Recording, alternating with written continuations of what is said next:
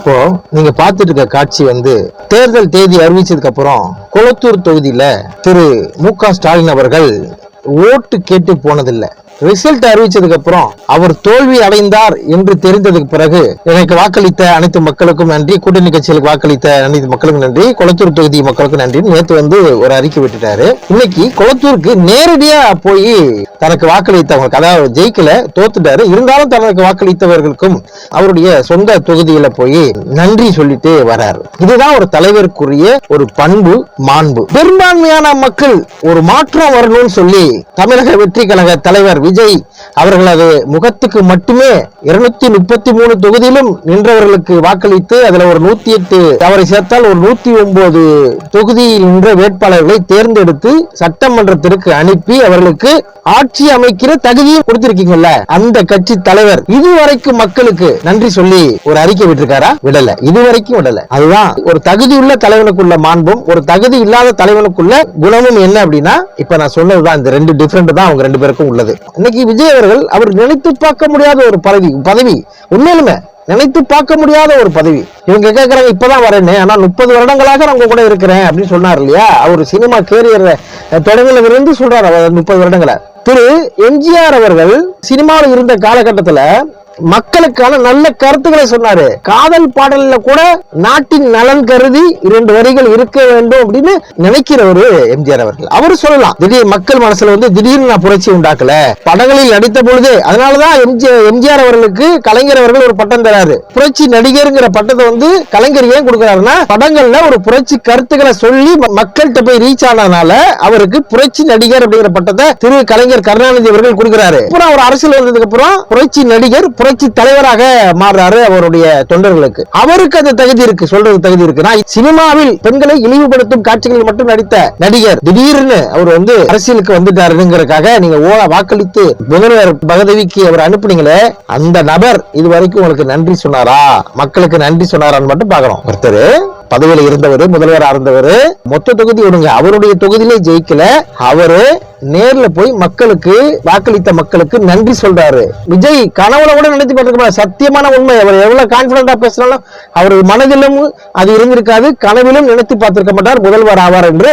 அப்படி ஒரு பதவியை கொடுத்த மக்களுக்கு நன்றி சொல்லவில்லை. ஒரே ஒரு விஷயம் தாங்க, கஷ்டப்பட்டு ஒருவனுக்கு ஒரு விஷயம் கிடைச்சதுன்னா அந்த பொருளோட அருமை உனக்கு தெரியும். திடீர்னு நீங்க பாட்டு தூக்கி கொடுத்துட்டீங்க. அதான் அவர் சினிமால எப்படி கஷ்டப்பட்டு நடிக்கல, அவங்க அப்பா படம் எடுத்து நடிக்க வச்சு அவரை பெரிய ஆளாக்குனாரு. அதுவும் அவருக்கு ஈஸியா கிடைச்சிருச்சு, முதல்வர் பதவியும் ஈஸியா கிடைச்சிருச்சு. அதனால அந்த தகுதி அவருக்கு தெரியல. இதை கொடுத்த மக்களுக்கு நன்றி சொல்லுங்கிற எண்ணம் இன்னும் வரல. ரிசல்ட் 24 மணி நேரத்தை நெருங்கிட்டு இருக்கோம். நீங்கள் தேர்ந்தெடுத்த விஜய் அவர்களிடம் இருந்து ஒரு சிறு அறிக்கை கூட வரவில்லை. பொறுப்பில்லாதவன் கையில் பொறுப்பை கொடுத்தால் இதுதான் நடக்கும். இன்னைக்கு திமுக தொண்டர்கள் கண்ணீர் விட்டு அழறாங்க.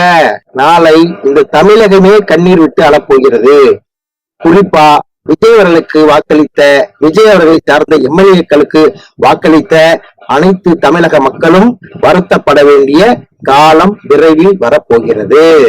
மு.க. ஸ்டாலின் அவர்கள் மேல உங்களுக்கும் மாறுபட்ட கருத்து இருக்கலாம், எனக்கும் மாறுபட்ட கருத்து இருக்கலாம். ஆனால் இருந்தாலும் அறிக்கையிலும் நன்றி சொல்கிறார், நேரடியாக நன்றி சொல்கிறார். அந்த பண்பு, அந்த மாண்பு விஜய் அவர்களிடம் இல்லை. இதுவரை அறிக்கையில் கூட அவர் நன்றி சொல்லவில்லை.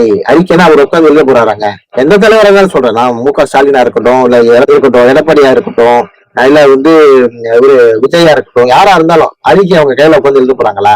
அவங்க சொன்னாங்கன்னா அவருடைய உதவியாளர் இருப்பாரு, அந்த உதவியாளர் ரெடி பண்ணி கொடுக்க போறாரு, அந்த அறிக்கையை வெளியிட போறாங்க. இதான் நடக்கும். மோடி அவர்கள் அவரை வாழ்த்தி ஒரு செய்தி அனுப்பியதற்கு அவரும் பதில் செய்தி விஜய் அவர்களும் அனுப்பியிருக்கிறார். அதை செஞ்சுட்டாரு. மோடி அவர்கள் வாழ்த்துறது பிரதமர் மோடியை உருவாக்குனதும் நம்மள மாதிரி மக்கள் தான். விஜய் அவர்களை உருவாக்குனதும் நம்மள மாதிரி மக்கள் தான். நம்மள மாதிரி மக்கள் இல்லைன்னா அவர் பிரதமர் கிடையாது, நாளைக்கு இவர் முதல்வர் கிடையாது. ஆனால் இவர் யாருக்கு முதலில் நன்றி சொல்லியிருக்க வேண்டும்?